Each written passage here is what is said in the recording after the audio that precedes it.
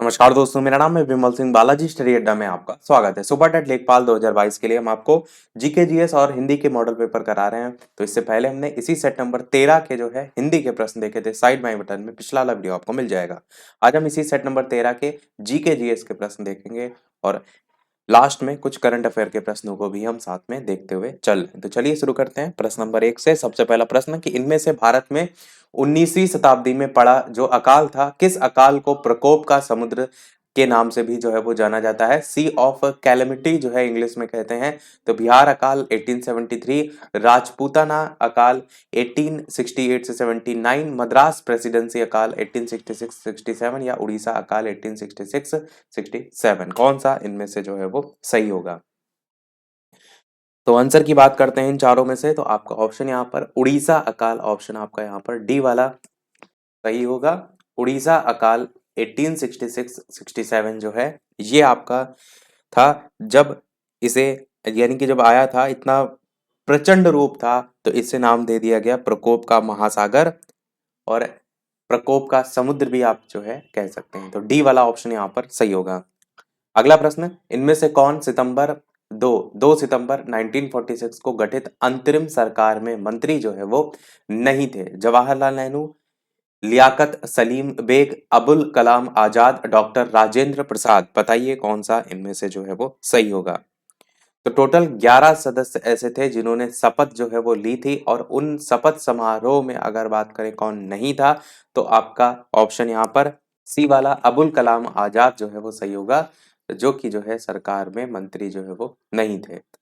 जो 11 जो शपथ ली थी उसमें पंडित जवाहरलाल नेहरू जो हैं, इन्होंने जिन 11 सदस्यों के साथ शपथ ली थी उसमें सरदार वल्लभ भाई पटेल, डॉक्टर राजेंद्र प्रसाद, आसफ अली, राजगोपालचारी, शरत चंद्र बोस और जॉन मथाई, सरदार बलदेव सिंह और सरफराज अहमद खान, जगजीवन राम, सैयद अली, इस प्रकार से जो भी, और एक भाभा भी थे, होमी जहांगीर भाभा। तो ये सभी जो है वो थे। और स्टार्टिंग में जो है इसमें जो लियाकत सलीम बेग लिखा हुआ है, इसी से जुलता मिलता जुलता नाम है लियाकत अली। और अब्दुल कलाम आजाद ये जो है वो नहीं थे। बाद में फिर अंतिम सरकार के 3 मूल सदस्य जो है उनके स्थान पर 5 मुस्लिम लीग के 5 प्रतिनिधियों को शामिल कर लिया गया था। तो बाद में जो है फिर वो आ गए थे। तो यहाँ पर आंसर आपका अबुल कलाम आजाद जो है वो होगा। अगला देखते हैं, स्वराज शब्द का प्रयोग सबसे पहले किसने किया? बाल गंगाधर तिलक, लाला लाजपत राय, एस.सी. बोस या महात्मा गांधी। इंपॉर्टेंट क्वेश्चन है, बताइए इनमें से कौन सा जो है वो सही होगा? आंसर की बात करते हैं तो स्वराज, स्वदेशी और बहिष्कार का नारा जो सबसे पहले दिया था वो दिया था बाल गंगाधर तिलक ने। तो आपका ऑप्शन यहाँ पर पहला वाला ही यानी कि ए वाला जो है वो सही हो जाएगा। इसके अलावा यहाँ पर ऑप्शन में स्वामी दयानंद सरस्वती नहीं दे रखा है। अगर ऑप्शन में स्वामी दयानंद सरस्वती दे रखा होगा तो आप इस ऑप्शन के साथ जाएंगे। बाकी यहाँ पर ऑप्शन के अकॉर्डिंग आपका जो है वो ए वाला ऑप्शन सही होगा। परंतु कई जगह बार एक क्वेश्चन भी आता है जब ऑप्शन में स्वामी दयानंद सरस्वती ऑप्शन में दे रखा होता है, तब आपका ऑप्शन स्वराज शब्द का पहला प्रयोग के तौर पर जो है आप याद रख सकते हैं। अगला देखते हैं, भारतीय राष्ट्रीय कांग्रेस का एकमात्र अधिवेशन जिसकी अध्यक्षता महात्मा गांधी जी ने की थी? इलाहाबाद अधिवेशन 1921, गया अधिवेशन 1922, बेलगांव अधिवेशन 1924 या फिर कराची अधिवेशन 1930। तो बताइए इनमें से कौन सा जो है आपका सही होगा? भारतीय राष्ट्रीय कांग्रेस का एकमात्र अधिवेशन जिसकी जो अध्यक्षता है वो महात्मा गांधी जी जो है उन्होंने की थी। आंसर की बात करते हैं तो आपका ऑप्शन यहाँ पर बेलगांव अधिवेशन जो है वो बिल्कुल सही होगा। वो कब हुआ था? 1924 में हुआ था और इसकी अध्यक्षता महात्मा गांधी जो है इन्होंने जो है वो की थी। और ये भारतीय राष्ट्रीय कांग्रेस का 39वां अधिवेशन जो है वो आपका था। तो ये भी क्वेश्चन काफी पूछा जाता है, इंपॉर्टेंट है, ध्यान रखिएगा। अगला देखते हैं आपका, इनमें से किस एक को लाला लाजपत राय ने अपना राजनीतिक गुरु जो है वो माना था? गैरीबाल्डी, विवेकानंद, दादा भाई नौरोजी या फिर मैजनी। बताइए कौन सा सही होगा? लाला लाजपत राय ने अपना राजनीतिक गुरु जो है इनमें से किसे जो है वो माना था? आंसर की बात करते हैं इन चारों में से तो आपका ऑप्शन एबीसीडी में से आंसर की बात करते हैं, मैजनी आपका जो है वो सही होगा। मैजनी जो है ये आपके इटली के क्रांतिकारी थे और इन्हीं को लाला लाजपत राय अपना आदर्श जो है वो मानते थे। मैजनी जो है इनकी एक पुस्तक है ड्यूटीज ऑफ मैन। इनका लाला लाजपत राय ने उर्दू में अनुवाद भी किया था। एक्चुअल में इनकी जो इन्होंने एक लेख पढ़ा था लाला लाजपत राय ने, और इससे ये काफी प्रभावित हुए थे। तो फिर इन्होंने निश्चय किया कि मैं इनकी पूरी जीवनी पढ़ूंगा।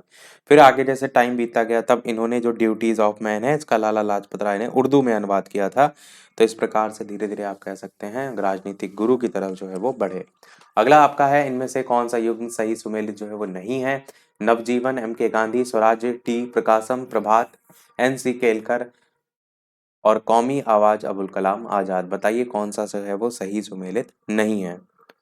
तो भारत, तो यहाँ पर नवजीवन एम के गांधी ये भी सही है, स्वराज्य टी प्रकाशम भी, प्रभात एन सी केलकर भी, कौमी आवाज वाला यहाँ पर अबुल कलाम आजाद जो दे रखा है ये आपका जो है वो गलत है। ये आपका जो कौमी आवाज है ये जवाहरलाल नेहरू जो है उनकी जो है वो समाचार पत्र है। ये आपका जो जितने भी दे रखे हैं ना यहाँ पर ये सब समाचार पत्र हैं। तो कौमी आवाज जो है ये आपका उर्दू भाषा का समाचार पत्र है। जवाहरलाल नेहरू जो है उन्होंने नवंबर 1937 में जो है इसे शुरू किया था और बाद में 2008 में जो है इसे बंद कर दिया था,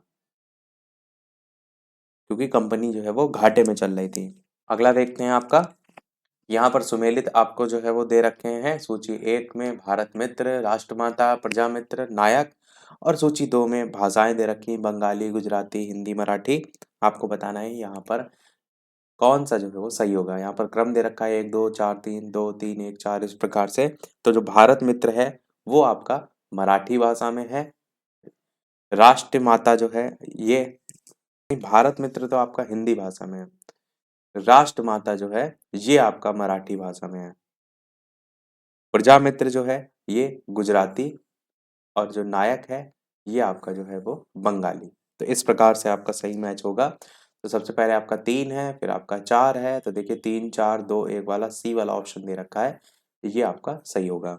अगला आपका है भारतीय राष्ट्रीय कांग्रेस का पहला निर्वाचित यूरोपीय अध्यक्ष कौन था। A O Hume, George Yule, Alfred Webb या फिर एनी बेसेंट। बताइए कौन सा सही होगा। वीडियो लाइक और शेयर जरूर करते रहिएगा सभी लोग। इसी प्रकार अच्छे अच्छे प्रश्न हम प्रैक्टिस जो है वो करते रहें। तो बताइए भारतीय राष्ट्रीय कांग्रेस का पहला निर्वाचित यूरोपीय अध्यक्ष जो है वो कौन था। आंसर की बात करते हैं इन चारों ऑप्शन में से, तो आपका ऑप्शन यहाँ पर, तो आपका आंसर यहाँ पर जॉर्ज यूले जो है वो सही होगा। जॉर्ज यूले जो हैं ये आपके भारतीय राष्ट्रीय कांग्रेस के पहले अंग्रेज अध्यक्ष थे, याद रखिएगा। या कह सकते हैं पहले निर्वाचित यूरोपीय अध्यक्ष कह लीजिए या पहले अंग्रेज अध्यक्ष कह लीजिए। इनका जिसने इन्होंने इलाहाबाद जो अधिवेशन था उसकी अध्यक्षता भी की थी। इलाहाबाद अधिवेशन की अध्यक्षता 1888 में जो है वो की थी। तो ये ध्यान रखिएगा जॉर्ज यूले। अगला देखते हैं कि निम्नलिखित भारतीय राष्ट्रीय कांग्रेस का कौन सा अधिवेशन है जिसमें महात्मा गांधी को चंपारण के किसानों की समस्याओं से अवगत कराया गया था। बनारस अधिवेशन 1905, कलकत्ता अधिवेशन 1906, सूरत अधिवेशन 1907, लखनऊ अधिवेशन 1916। बताइए कौन सा इनमें से सही होगा।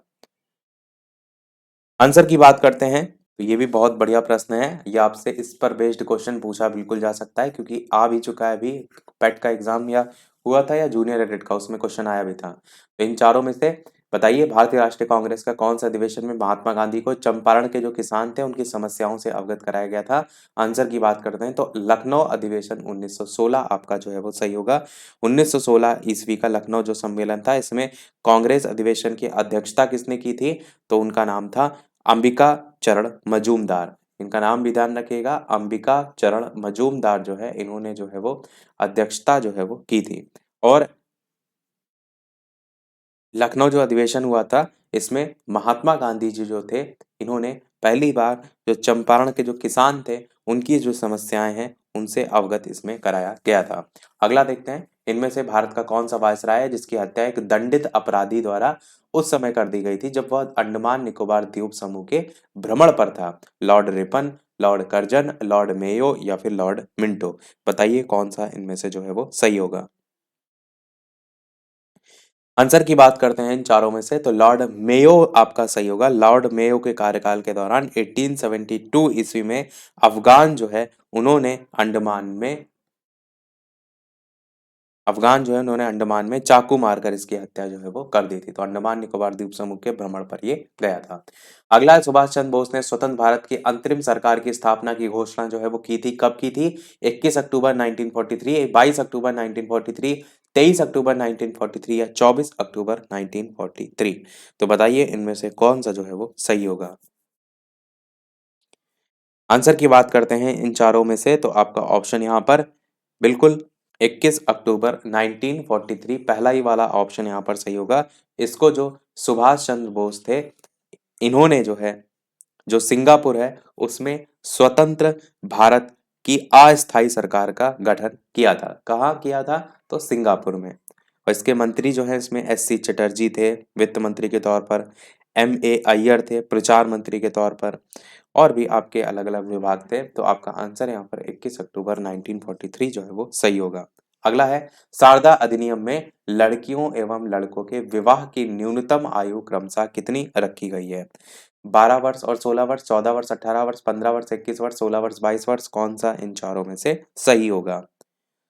आंसर की बात करते हैं तो आपका बी वाला ऑप्शन यहाँ पर सही होगा, यानी कि 14 वर्ष और 18 वर्ष। 14 वर्ष जो है ये आपका लड़कियों की रखी गई है और लड़कों की 18 वर्ष रखी गई है। किसमें?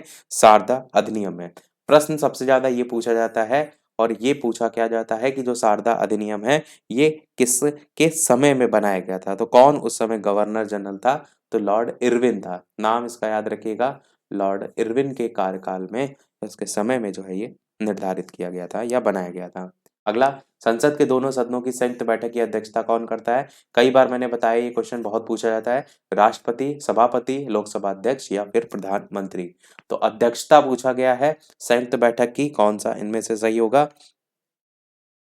आंसर की बात करते हैं तो अध्यक्षता की जब बात होती है तो वो लोकसभा अध्यक्ष जो है वो करता है, और जब बात होगी कि कौन जो है वो बुलाता है संयुक्त बैठक को, तो भारत का राष्ट्रपति जो है वो बुलाता है। अच्छा, कभी भी आपको कंफ्यूज हो तो आप ऐसे भी तो जोड़ सकते हैं, संयुक्त बैठक की जो अध्यक्षता पूछ रहा है तो यहाँ पर भी अध्यक्षता आ रहा है वर्ड, और लोकसभा अध्यक्ष में भी अध्यक्ष वर्ड आ रहा है, तो ऐसे भी तो जोड़ सकते हैं। राष्ट्रपति में तो कहीं अध्यक्ष आ नहीं रहा है, और बुलाने में भी या आहूत करता है ऐसे करके पूछा जाता है तो उसमें भी कहीं अध्यक्ष नहीं आ रहा है, तो बचा वो राष्ट्रपति वाला, उसमें चला जाएगा। ऐसे अध्यक्षता को अध्यक्ष वर्ड से जोड़ सकते हैं अगर आपको कंफ्यूजन होती है। अगला, इनमें से कौन एक संवैधानिक कॉन्स्टिट्यूशनल निकाय जो है वो नहीं है? वित्त आयोग, लोक सेवा आयोग, नीति आयोग, चुनाव आयोग? पूरी लिस्ट मैं इससे पहले बता चुका हूं, तो अब रिपीट नहीं कर रहा हूं, डायरेक्ट आंसर की बात करते हैं। बताइए इनमें से कौन सा सही होगा। इससे पहले के सेट जो हम करा रहे हैं उसमें लिस्ट मैंने आपको बताई थी। आंसर की बात करते हैं तो यहाँ पर जो नीति आयोग है ये आपका सही होगा। या पहले इसका नाम क्या था? तो योजना आयोग होता था। योजना आयोग के संबंध में कोई संवैधानिक प्रावधान नहीं है, ये आपका सही होगा। अगला देखते हैं, और योजना आयोग या नीति आयोग का अध्यक्ष कौन होता है? तो प्रधानमंत्री जो है वो होता है। अगला है, एक तरफ संविधान के भाग दे रखे हैं और एक तरफ उससे संबंधित दे रखे हैं कि कौन सा किससे संबंधित है। तो संविधान का भाग यहाँ पर 10 और ये 5 यानी कि 15 दे रखा है। फिर यहाँ पर देखिए भाग, तो ये 5 है आपका, और 5 और 1 6 यानी कि 56 दे रखा है। और इतने तो भाग होते भी नहीं है, ये आपका 10 है एक्चुअल में। तो आपका ये 16 बन जाएगा। इसी प्रकार यहाँ पर देखिए 5 6 7 है, यानी कि यहाँ पर ये 17 बन जाएगा। चलिए ऊपर ही लिख देते हैं, 17 बन जाएगा। फिर यहाँ पर देखेंगे तो 5 6 7 8 यानी कि यहाँ पर 18 बन जाएगा। अब कौन सा किससे संबंधित है? राजभाषा निर्वाचन देखिए सबसे ज्यादा महत्वपूर्ण है, क्योंकि चुनाव की पूरी प्रक्रिया चल रही है, तो ये आपका बिल्कुल पूछा जा सकता है यहाँ से एक नया क्वेश्चन। तो निर्वाचन किस भाग में आता है? तो भाग 15 में आता है। तो ये वाला जो है ए वाला, ये फोर्थ वाले से मैच होगा, और ए वाला फोर्थ वाले से देखिए किस में मैच हो रहा है? केवल और केवल बी वाले ऑप्शन में मैच हो रहा है। तो आपका आंसर यही होगा और कोई ऑप्शन देखने की आवश्यकता नहीं है। तो भाग 15 जो है ये आपका किससे मैच होगा? निर्वाचन से। और उसके बाद देखिए बी का थर्ड है, यानी कि जो 16 है, भाग 16 है, वो आपका कुछ वर्गों के संबंध में विशेष उपबंध जो है इससे आ जाएगा। फिर भाग जो 17 है वो आपका राजभाषा जो है वो उससे संबंधित हो जाएगा। और भाग जो 18 है वो आपका आपात उपबंध से संबंधित है। तो बस इस प्रकार से आपका मैच जो है वो हो जाएगा। आपात उपबंध के संदर्भ में आपको अनुच्छेद भी पता होना चाहिए कि भाग 18 में तो आता है, उसके अलावा 352 से 360 तक आपात उपबंध जो है वो किए गए हैं। और उसमें आपका वित्तीय आपात, राष्ट्रपति शासन, वो काफी बार मैंने बताया 52, 56 और 60, वो तो आपको रटे होने चाहिए। अगला देखते हैं, इनमें से कौन सा कथन भारतीय संविधान की चौथी अनुसूची का सही वर्णन जो है वो करता है? इसमें संघ और राज्यों के बीच शक्तियों के बंटवारे की परियोजना है, या राज्यसभा जो है उसमें सीटों को निर्धारित करता है, इसमें संविधान में सूचीबद्ध भाषाएं हैं, और इसमें आदिवासी क्षेत्रों के प्रशासन के संबंध में जो है वो, या उसके विषय में जो है वो व्यवस्था है। तो बताइए कौन सा इनमें से सही होगा? आंसर की बात करते हैं तो आपका ऑप्शन यहाँ पर बी वाला सही होगा कि ये राज्यसभा में सीटों को निर्धारित करता है। पूछा गया था चौथी अनुसूची का सही वर्णन, तो ये आपका सही होगा। अगला देखते हैं कि इनमें से किस परमादेश का भारतीय संविधान प्रबंधन नहीं है, या भारतीय संविधान में प्रबंधन नहीं है? परमादेश, बंदी प्रत्यक्षीकरण, अधिकार पक्ष, या फिर निषेधादेश। बताइए कौन सा इनमें से जो है वो सही होगा? किस परमादेश का भारतीय संविधान जो है वो प्रबंधन नहीं है? आंसर की बात करते हैं तो आपका ऑप्शन यहाँ पर डी वाला जो है वो सही होगा, यानी कि निषेधादेश जो है आपका, ये आपका जो है इसमें नहीं आएगा। अगला देखते हैं, पानी में डूबी डूबी हुई लकड़ी मुड़ी हुई दिखाई देती है, ये किस कारण से होता है? पूरा साइंस का हम सुपर टेट का लिए आपको जो है वो कंप्लीट कोर्स शाम के 8 बजे वाली क्लास में करा रहे हैं। तो वहां पर ये सारी चीजें मैंने आपको बताई थी, एग्जाम्पल सहित बताई थी कि कैसे जो है ये आपका जब आप पानी में रखते हैं तो हल्का से इस प्रकार से तिरछा जो है वो प्रतीत होती है। किस कारण से ऐसा होता है? प्रकाश का परावर्तन, विवर्तन, अपवर्तन, या विसर्जन। आंसर की बात करते हैं तो प्रकाश के अपवर्तन के कारण ऐसी घटना होती है। सी वाला आपका ऑप्शन यहाँ पर सही होगा। अगला देखते हैं आपका कि भारत के उपराष्ट्रपति हैं लोकसभा के अध्यक्ष, राज्यसभा के अध्यक्ष, या लोकसभा के स्पीकर, या रेड क्रॉस के सभापति। बताइए कौन सा सही होगा? तो ये भी आप जानते हैं कि जो भारत के उपराष्ट्रपति होते हैं वो राज्यसभा के पदेन अध्यक्ष होते हैं, तो बस आपका बी वाला ऑप्शन सही हो जाएगा। अगला, और ये प्रश्न के बाद अब हम करंट अफेयर देख के क्वेश्चन कुछ देखेंगे। शिक्षा अधिकार के अधिनियम के अंतर्गत निम्नलिखित में से कौन सी आयु वर्ग के बच्चे निःशुल्क शिक्षा प्राप्त करने के योग्य हैं? 5 वर्ष, 6 से 10 वर्ष, 6 से 14 वर्ष, या 8 से 12 वर्ष। कौन सा सही होगा? आंसर की बात करते हैं तो 6 से 14 वर्ष तक के जो बच्चे हैं इनके लिए निःशुल्क शिक्षा की व्यवस्था की गई है, यही आपका सही हो जाएगा। अब करंट अफेयर प्रश्न देखते हैं कुछ। तो प्रश्न आपका है कि 3 जनवरी 2022 को केंद्रीय आयुष मंत्री, जिनका नाम है सर्बानंद सोनोवाल, इन्होंने कहा हार्टफुलनेस इंटरनेशनल योग एकेडमी की आधारशिला जो है वो रखी? बेंगलुरु, हैदराबाद, गुरुग्राम, या नोएडा। बताइए इनमें से कौन सा जो है वो आपका सही होगा? तो आंसर यहाँ पर आपका हैदराबाद जो है वो ऑप्शन बी वाला जो है वो सही होगा। हैदराबाद में जो है केंद्रीय मंत्री जो सर्बानंद सोनोवाल हैं, इन्होंने हार्टफुलनेस जो इंटरनेशनल योग एकेडमी है इसकी आधारशिला जो है वो रखी है। इस एकेडमी में प्रत्येक योग कक्षा जो है उसमें योग की जो शिक्षा प्राप्त कर रहे 100 छात्र जो है वो बैठ सकते हैं। ये इसकी क्षमता के तौर पर आप याद रख सकते हैं, और ये योजना 1 जनवरी से 20 फरवरी 2022 तक जो है वो आपकी संचालित होगी, यानी कि आपकी कल 20 फरवरी की तारीख थी, तो कल तक जो है ये टोटल चली थी। तारीख मैं यहाँ लिख देता हूँ, 1 जनवरी से लेकर के 20 फरवरी 2022 तक। अगला देखते हैं प्रश्न, 30 दिसंबर 2021 को प्रधानमंत्री नरेंद्र मोदी जो है उन्होंने उत्तराखंड में लखवाड़ बहुउद्देशीय परियोजना का शिलान्यास किया। ये जो परियोजना है इसके संदर्भ में कौन सा कथन यहाँ पर कह रहा है सही नहीं है? प्रश्न में क्या कह रहा है? सही नहीं है। परिकल्पना 1978 में, या इस प्रकार से 4 दे रखे हैं, जो गलत होगा डायरेक्ट हम उसकी जो है वो बात करेंगे। तो बताइए इनमें से कौन सा जो है वो सही नहीं है? तो चलिए आंसर की बात करते हैं। तो आपका यहाँ पर पहला वाला ही ऑप्शन गलत है यहाँ पर, कि इस परियोजना की परिकल्पना वर्ष 1978 में की गई थी, ये आपका गलत है। बाकी आपके सही हैं कि परियोजना की लागत राशि 5,750 करोड़ रुपए, ये आपको याद रखना है। ये परियोजना ऊपरी यमुना बेसिन क्षेत्र में निर्मित की जा रही है, ये आपको याद रखना है। इस परियोजना में 300 मेगावाट विद्युत का उत्पादन होगा, लगभग 34,000 हेक्टेयर अतिरिक्त भूमि की सिंचाई हो सकेगी। इस पॉइंट को भी आप जो है वो याद रख सकते हैं। और 6 राज्य इसमें उत्तराखंड, उत्तर प्रदेश, राजस्थान, हरियाणा, दिल्ली और हिमाचल प्रदेश, ये जो है इसमें शामिल भी जो है वो हैं। अगला और इस वीडियो का लास्ट प्रश्न देखते हैं, इसके बाद एक प्रश्न हम आपसे भी पूछेंगे कि 18 से 20 दिसंबर 2021 के मध्य भारत मध्य एशिया वार्ता की तीसरी बैठक 2021 कहाँ जो है वो आयोजित हुई थी? दुशांबे में, ताशकंद में, अशगाबाद में या फिर नई दिल्ली में? बताइए इनमें से कौन सा जो है वो सही होगा। तो आंसर की बात करते हैं इन चारों में से, तो आपका आंसर यहाँ पर नई दिल्ली जो है वो सही होगा। 18 से 20 दिसंबर 2021 के बीच में जो है भारत मध्य एशिया वार्ता की तीसरी बैठक हुई थी, जिसे हम कहते हैं इंडिया सेंट्रल एशिया डायलॉग 2021। कहाँ हुई? नई दिल्ली में। और केंद्रीय विदेश मंत्री थे जिनका नाम था एस जयशंकर। उन्होंने इस बैठक की मेजबानी जो है वो की थी। तो सभी प्रश्न हुए हमारे समाप्त। अब एक प्रश्न आपके लिए भी, जैसे कि सभी वीडियो में हम आपसे एक न एक प्रश्न पूछते हैं, साथ ही साथ चैनल पर नए हो तो सब्सक्राइब करके अवश्य जुड़ जाइएगा, और साथ ही साथ वीडियो पसंद आए तो लाइक, शेयर और सब्सक्राइब अवश्य जो है वो करते रहिएगा। तो ये आपका इस वीडियो का प्रश्न है, जिसका आंसर वीडियो के मेन कमेंट में आपको बताना है कि भारतीय राष्ट्रवाद का जो जनक है वो किसे माना जाता है? गोपाल कृष्ण गोखले ए ऑप्शन, बाल गंगाधर तिलक बी ऑप्शन, सुरेंद्र नाथ बनर्जी सी ऑप्शन, और इनमें से कोई नहीं डी ऑप्शन। इन चारों में से अपना आंसर वीडियो के मेन कमेंट में टाइप करके बताइएगा। लाइव टाइमिंग 2 है, दोपहर के 3 बजे, शाम के 8 बजे। तो लाइव आकर भी वीडियो आप देख सकते हैं, प्रश्न की प्रैक्टिस कर सकते हैं। तो आज के वीडियो में इतना ही रखते हैं, मिलते हैं अगले वीडियो में कुछ नए प्रश्नों के साथ, नए टॉपिक के साथ। तब तक के लिए नमस्कार, जय हिंद।